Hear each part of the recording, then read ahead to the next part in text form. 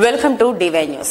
Doctor BR Ambedkar Konaseema జిల్లా రాజోలు మండలం పొన్నమంట గ్రామానికి చెందిన బళ్ళ రామ్ యోచన్ కు కిడ్నీ మార్పిడి చేయాలన్న విషయాన్ని తెలుసుకున్న మామిడి కుదురు మండలం మొగలి కుదురు గ్రామ జిల్లా పరిషత్ హైస్కూల్ 1995-96 బ్యాచ్కు చెందిన విద్యార్థులు అందరూ కలిసి ₹1,50,000 సమకూర్చి పొన్నమంట గ్రామంలోని రామ్ యోచన్ తండ్రి బళ్ళ గణపతికి అందజేసి తమ ఉదారతను చాటుకున్నారు.